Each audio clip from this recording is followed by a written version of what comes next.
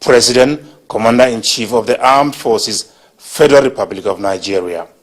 Mr. President.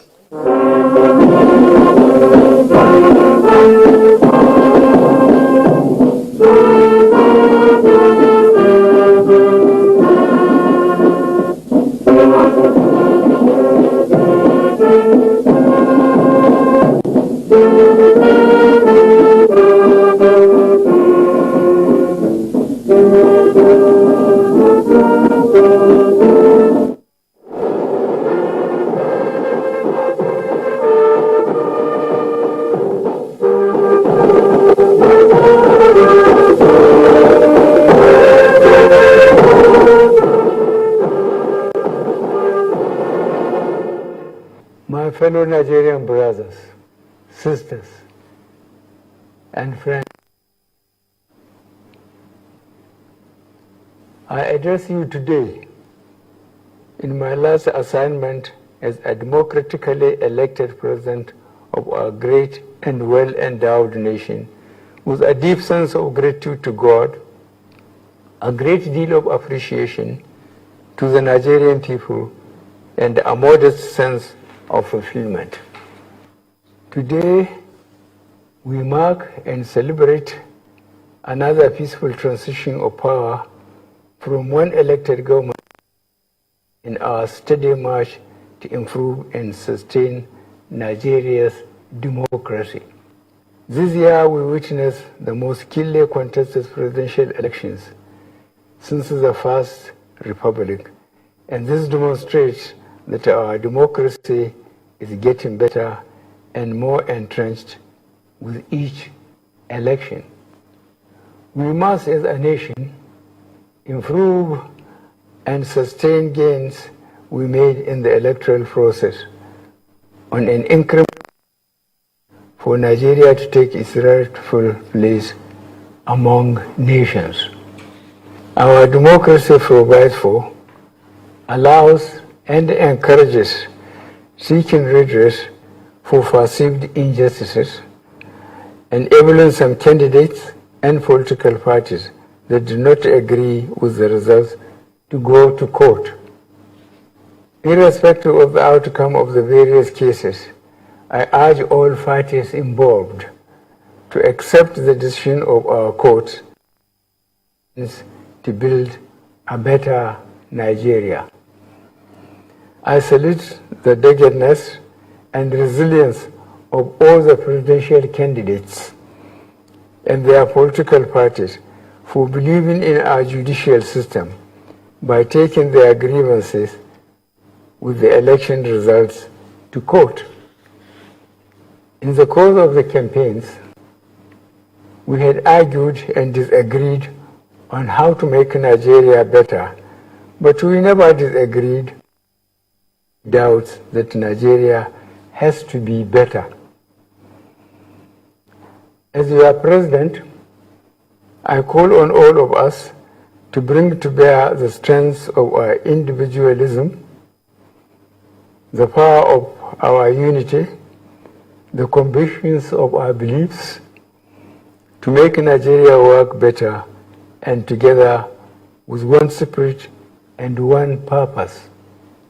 To my brother, friend, and fellow worker in the political 10 years, Asuwaju Bola Ahmed Tinubu, I congratulate you on the realization of your dream, which was fulfilled by a burning passion to put Nigeria among the leading nations of the world.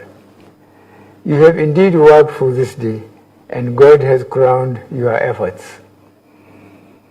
I have no doubt that your passion for excellence, reliance on competence, fairness in relationships, commitment to equity, loyalty to the country, and desire for Nigeria to be globally relevant would come through for you under God's guidance as you lead our country to levels higher than I am leaving.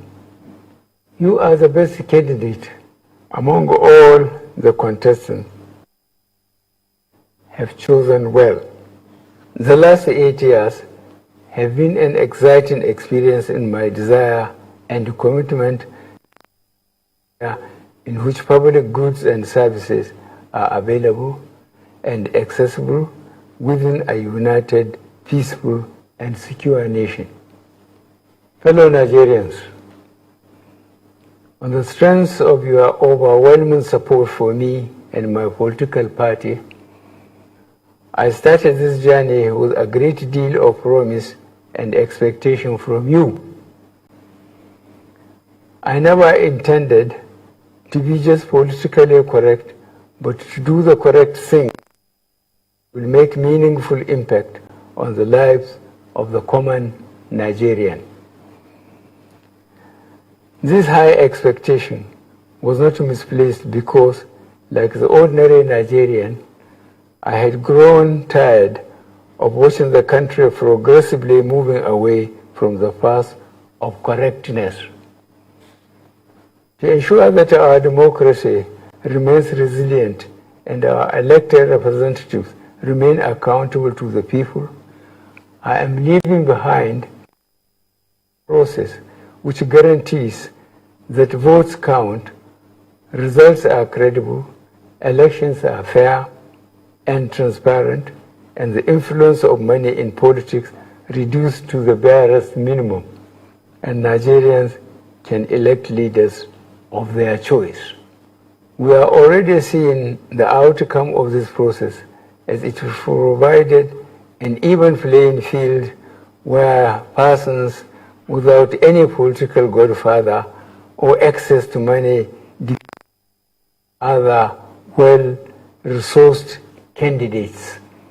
The Nigerian economy has become more resilient due to the various strategies put in place to ensure that our economy remain afloat during cases of global economic downturns.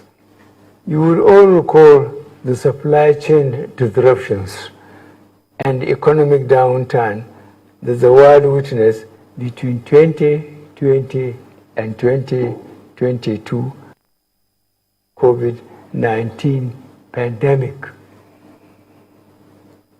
The depthness of our response to the pandemic still remains a global best practice. Furthermore, we increase the ability of the poor and rural Nigerians to earn a living, provide more food for millions in our villages, and give our women opportunities to earn a living. Young men and women in urban centers were also supported their skills into productive use. Our administration also provided an enabling environment for the private sector to engage in businesses for which their return on investment is guaranteed. The private sector proved a strong partner in our drive to build a resilient and sustainable economy, as evidenced by the growing number of turnkey projects in various sectors of the economy.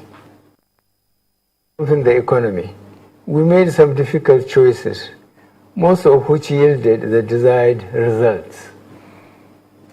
Some of the measures led to temporary pain and suffering, for which I sincerely apologize to my fellow countrymen, but the measures were taken for the overall good of the country.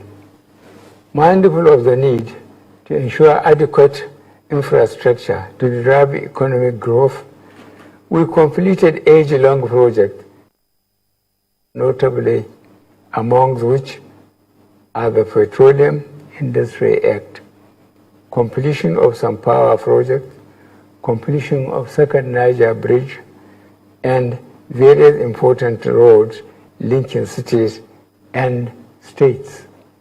Our battle to ensure that all Nigerians live in a safe and secure environment have achieved considerable results.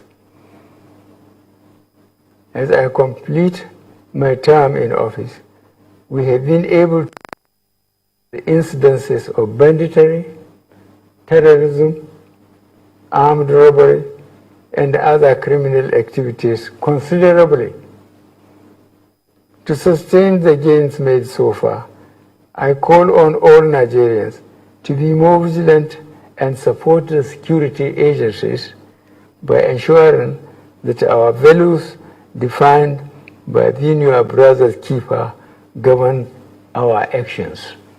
Up till now, I still grieve for our children in captivity, mourn with parents, friends, and relatives of all those that lost loved ones in the days of the senseless brigandage and carnage. For all those under unlawful captivity, our security agencies are working round the clock to secure their release unharmed. Fellow Nigerians, you know how dear the desire in my heart to of corrupt practices that had consistently diminished our efforts to be a great country. I did pursue this commitment relentlessly, in spite of the expected pushback.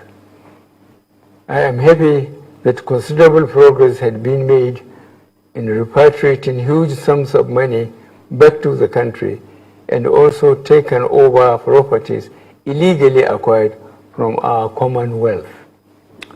To improve our service delivery, we began the implementation of a number of reforms aimed at producing an efficient, productive, incorruptible, and citizen-oriented federal civil service, and the results are beginning to show. On the international scene, Nigeria's influence continues to grow as exemplified by notable Nigerians occupying headship and leadership positions in renowned world bodies. Our democracy is built on and continues to thrive on the principle of separation of powers. The leadership and members of the National Assembly deserve my appreciation for their patriotism, which did not detract from their roles as a check to the executive arm. I also want to use this opportunity to express my appreciation to our who provided their support and encouragement to help me navigate the exciting journey in moving Nigeria forward. I cannot and will not forget the millions who prayed for me during my illness in my first term of office. I am constantly praying for you and for Nigeria to thrive in peace. As I retire Katsina State,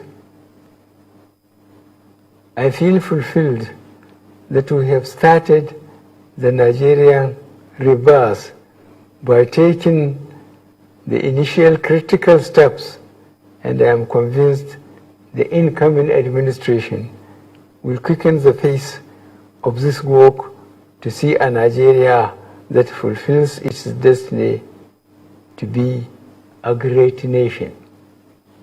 I am confident that I am leaving with Nigeria better in 2023 than in 2015. I thank you all, and may God bless the Federal Republic of Nigeria.